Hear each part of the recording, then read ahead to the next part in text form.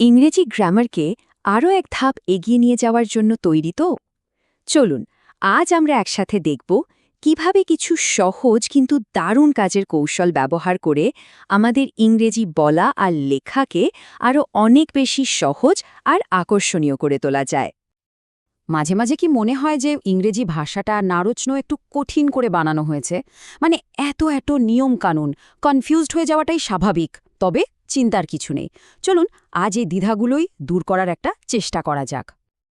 তো আজকের যাত্রায় আমাদের জন্য কি কি থাকছে এক ঝলকে দেখে নিই।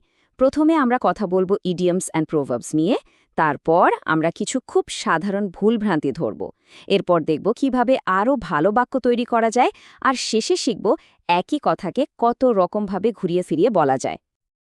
তো প্রথমেই আসা যাক ইডিয়মস আর প্রোভার্বসের কথায়, মানে বাগধারা আর প্রবাদ। এগুলো জানলে কি হয় জানেন, আমাদের কথাবার্তা শুধু সুন্দরী হয় না, একদম নেটিভ স্পিকারদের মতো জাইনকিক আর আকর্ষণীয় শোনায়। এই যেমন ধরুন আ হোয়াইট এলিফ্যান্ট, এর মানে কি? এর মানে হলো এমন একটা জিনিস যেটা কিনতে অনেক খরচ হয়েছে, কিন্তু আসলে তেমন কোনো কাজই লাগে না। সোজা কথায় একটা দামি কিন্তু অকেজো জিনিস। যেমন এই বাক্যটাতে দেখুন, বলা হচ্ছে স্টেডিয়ামটা ক্লাবের জন্য একটা হোয়াইট এলিফ্যান্ট হয়ে গেছে। মানে অনেক পয়সা খরচ হলেও ওটা এখন একটা বোঝা। আরেকটা দারুণ টার্ম হল ম্যান অব লেটার্স। এর মানে কিন্তু খুব সহজ, একজন পণ্ডিত বা বিদ্বান মানুষ। কিন্তু ভাবুন তো, he is a learned person বলার চেয়ে he is a man of letters বলতে শুনতে কত ভালো লাগে। যেমন ডক্টর শহীদুল্লাহর কথা বলতে গিয়ে আমরা যদি বলি doctor Shahidullah was a man of letters, কথাটা অনেক বেশি প্রাঞ্জল শোনায়, তাই না? আচ্ছা, আমরা তো প্রায়ই বলি নাচতে না জানলে উঠান বাঁকা, তাই না? মানে নিজের দোষ ঢাকার জন্য অন্য কিছুর ওপর দোষ চাপিয়ে দেওয়া। জানেন কি, ইংরেজিতেও ঠিক এই ভাবনারই একটা প্রবাদ আছে। সেটা হলো a bad workman quarrels with his tools. ব্যাপারটা কিন্তু একদম এক। আর একটা উদাহরণ দেখি। আমাদের খুব পরিচিত একটা কথা, নাই মামার চেয়ে কানা মামা ভালো। মানে একদম কিছুই না থাকার চেয়ে যা হোক কিছু থাকাটাও ভালো। ইংরেজিতে এর প্রতিরূপটা আরও সোজা, something is better than nothing.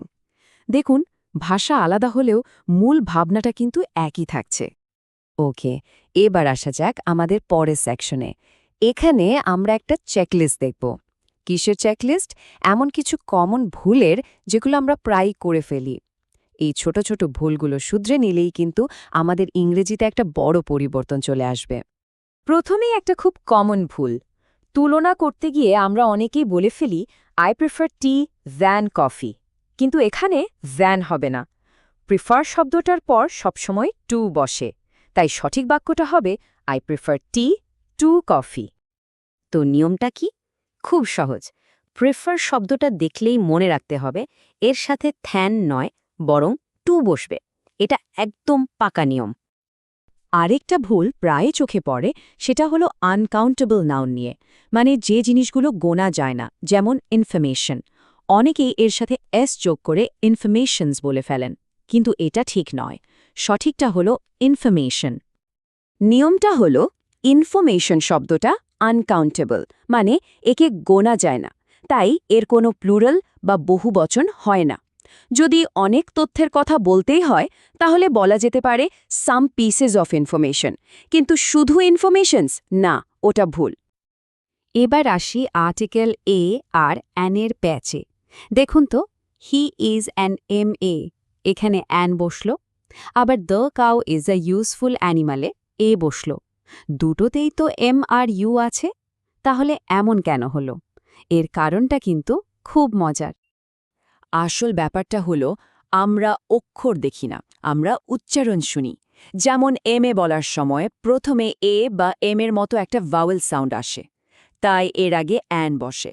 Are useful বলার সময় প্রথমে ইউ বা ইয়োর মতো একটা কনসোনেন্ট সাউন্ড আসে, তাই এর আগে এ বসে।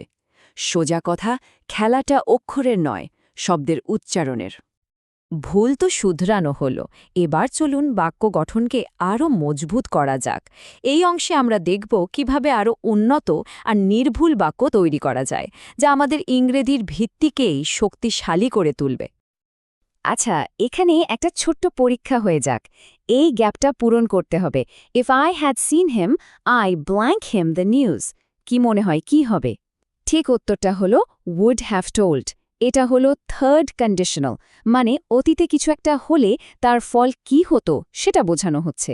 পুরো বাক্যটা তাহলে দাঁড়াচ্ছে if I had seen him I would have told him the news. এবার একটু ভয়েস চেঞ্জ দেখা যাক। ধরুন অ্যাক্টিভ ভয়েসে একটা প্রশ্ন আছে, হু ইজ কলিং মি? এটাকে প্যাসিভ ভয়েসে নিলে কি হবে? হবে by whom am I being called. লক্ষ্য করে দেখুন যে ডাকছিল সে পেছনে চলে গেল, আর যাকে ডাকা হচ্ছিল সে সামনে চলে এলো। এটাই হলো অ্যাক্টিভ প্যাসিভের মূল খেলা। তবে একটা কথা মনে রাখতে হবে, সব প্যাসিভ ভয়েসে কিন্তু বাই বসে না। যেমন আই নো হেমের প্যাসিভ করলে he is known by me হয় না। এখানে সঠিকটা হলো he is known to me. এটা একটা খুব গুরুত্বপূর্ণ ব্যতিক্রম, এটা খেয়াল রাখতে হবে। আর দেখতে দেখতে আমরা চলে এসেছি একদম শেষ পর্বে। এখানে আমরা কিছু ম্যাজিক দেখব, মানে কিভাবে একই অর্থ রেখে একটা বাক্যকে নানাভাবে বলা যায়। এটা জানলে আমাদের লেখার এবং বলার ধরন দুটোই অনেক বেশি আকর্ষণীয় হয়ে উঠবে। দেখুন, একটা সিম্পল সেন্টেন্স আছে, in spite of his poverty he is honest, মানে গরিব হওয়া সত্ত্বেও সে সৎ।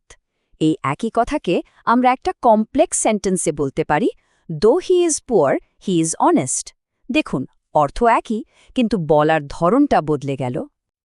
এবার দেখুন কিভাবে একটা হ্যাঁবোধক বাক্যকে নাবোধক বানানো যায়, কিন্তু এর অর্থটা একদম একই থাকবে। যেমন only Allah can help us. এটাকে নেগেটিভ করলে দাঁড়ায় none but Allah can help us. দুটো বাক্যের মানে কিন্তু একটাই, একমাত্র আল্লাহই আমাদের সাহায্য করতে পারেন।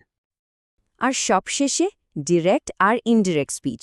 ধরুন কেউ সরাসরি জিজ্ঞেস করল, he said to me what is your name.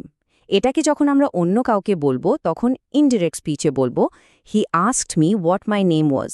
এখানে কি বদল হলো? সেড টু হয়ে গেল আস্কড, প্রশ্নবোধক চিহ্ন আর কোটেশন উঠে গেল, আর ইজ হয়ে গেল ওয়াজ। এই ছোট ছোট পরিবর্তনগুলোই হলো আসল। মার্ক টুয়েনের একটা অসাধারণ উক্তি দিয়ে শেষ করা যাক। তিনি বলেছেন, সঠিক শব্দ আর প্রায় সঠিক শব্দের মধ্যে পার্থক্যটা হল বিদ্যুৎ চমক আর জোনাকি পোকার মধ্যে পার্থক্যের মতো। কি দারুণ কথা, তাই না?